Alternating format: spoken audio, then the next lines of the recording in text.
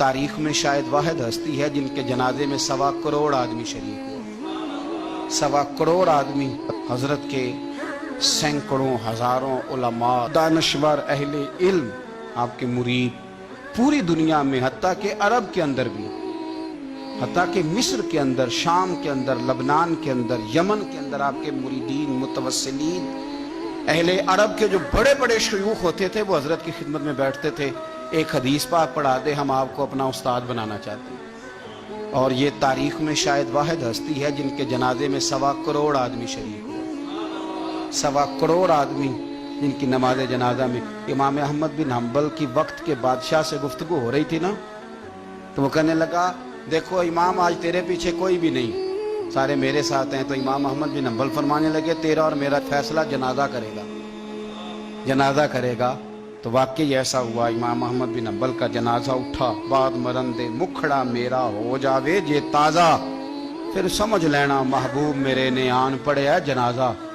اور میرے مرنے پہ ہر سو شور مچ جائے گا دیکھو گے، کہنے الوداع سرکار خود تشریف لائیں گے صلی اللہ علیہ. میرے عزیز بھائی، ہم نے اپنی زندگی میں کچھ ایسے لوگ دیکھے 1400 سال پہلے کے بزرگوں کی باتیں، 800-900 سال پہلے بزرگوں کی باتیں تو سنتے رہتے ہیں. میں آج آپ کو اس دور کے ایک شخص کی داستان سنانے لگا ہوں. آج کے اس دور کے ایک شخص کی داستان، اس دور کے ایک شخص کی داستان. وہ ایک شخص ہے شاداب بہاروں جیسا. میں نے اپنے حضرت صاحب کو پاکستان میں دیکھا، بریلی شریف میں دیکھا، مدینہ شریف میں دیکھا. میں نے ان کی زندگی کو بڑی توجہ سے دیکھا، خوبصورتی سے دیکھا. وہ اعلیٰ حضرت فاضل بریلوی کے پڑ پوتے تھے، حجت الاسلام کے پوتے تھے. ان کے نانا اپنے زمانے میں عالم اسلام کے سب سے بڑے مفتی تھے. ان کے والد ہندوستان کے سب سے بڑے مفسر تھے.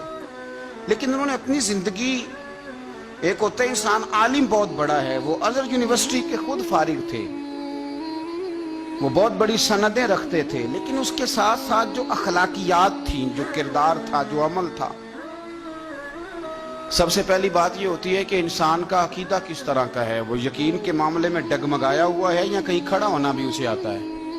کچے پکے لوگ بھی بڑے ملتے ہیں نا زندگی میں. میاں صاحب نے مشورہ دیا ہے، درویش بندے تھے لیکن کئی دفعہ بڑے صاحب مشورے دیتے تھے. کہتے تھے مرشد دے دروازے اتے محکم لائیے چوکاں.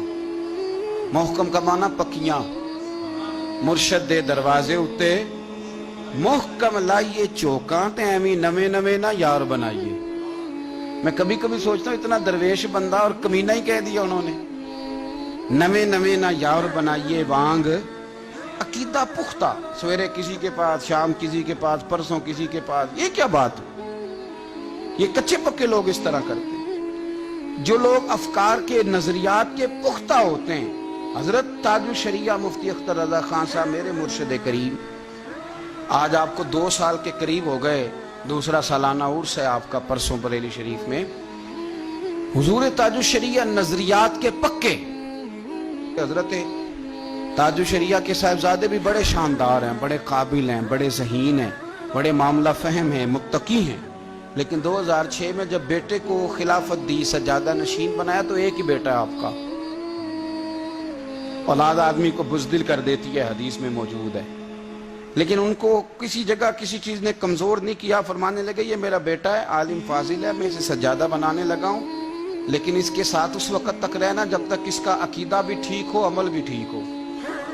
اور جب تم دیکھو کہ اپنے بزرگوں کے مسلک سے، عقیدے سے ہٹنے لگا ہے، تو پھر اس کی سپورٹ. یہ کوئی باپ اعلان کرتا ہے، آج کہا جاتا ہے حضرت نے پرہیزگاری اختیار کی، تقوی اختیار کیا، تو اس طرح کا ایک ٹانگ بچھا کے دوسری کھڑی کر کے کھانا کھانا سنت ہے. کراچی میں ایک جگہ آپ تشریف فرما تھے، اب ایک پیر بچھا کے کھڑا کر کے، تو وہاں میزبان نے قالین ہی نہیں بچھایا، اس نے کرسیاں رکھ دی. اب ساری دنیا حیران ہو گئی کہ انہوں نے تو کبھی خلاف سنت کوئی کام کیا ہی نہیں. کوئی مجبوری ہو جانا، بیمار ہو جانا، کوئی ایسا معاملہ علیحدہ بات، لیکن خلاف سنت تو کام کیا ہی نہیں. تو یہ تو ساری زندگی ایک پیر بچھا کے کھڑا کر کے روٹی کھاتے رہے، تو کس طرح نظام چلے گا؟ لوگوں کی نظریں جمی ہوئی ہیں، رنگ کس طرح کا نکلتا ہے. تو کرسی اور میز لوگوں نے رکھے ہوئے تھے. حضرت تکلیف بھی نہیں دیتے میزبان کو، تکلیف بھی نہیں دیتے، یہ لاؤ وہ لاؤ اس طرح کرو، یہ مزاج نہیں، ان کی طبیعت نہیں. میزبان نے کرسی میز رکھ دی، لوگوں نے انوکھا ہی رنگ دیکھا، بوڑھے آدمی تھے، جبہ اٹھایا اور کرسی کے اوپر ہی ایک ٹانگ بچھا لی، دوسری کھڑی کر لی کرسی کے اوپر ہی. اب تھوڑی دشواری ہوئی، کرسی پہ ذرا اس طرح بیٹھنا مشکل ہوتا ہے، دشواری ہوئی تو بعد میں وہ میزبان حضرت کی خدمت میں آیا، کہنے لگا حضور مجھ سے غلطی ہو گئی، آپ زمین پہ بیٹھ کے کھانا کھانے والے تھے، سنت کے پابند تھے، تو مجھے چاہیے تھا میں بناتا تو آپ فرما دیتے. تو آپ فرمانے لگے تھوڑی دیر میں نے سوچا کہ تیرا دل رکھنا بھی ضروری ہے، سنت ادا کرنا بھی ضروری ہے، چلو میں تھوڑی دیر مشکل میں آیا ہوں، مہمان کا دل بھی راضی ہو گیا ہے، میرے محمد کی سنت بھی ادا ہو گئی صلی اللہ تعالی علیہ وسلم. اس موقع کے لیے شعر لکھا گیا، جن کی ہر ہر ادا سنت مصطفیٰ، جن کی ہر ہر ادا سنت مصطفیٰ، ایسے پیر طریقت پہ لاکھوں سلام. یہ ان لوگوں کے لیے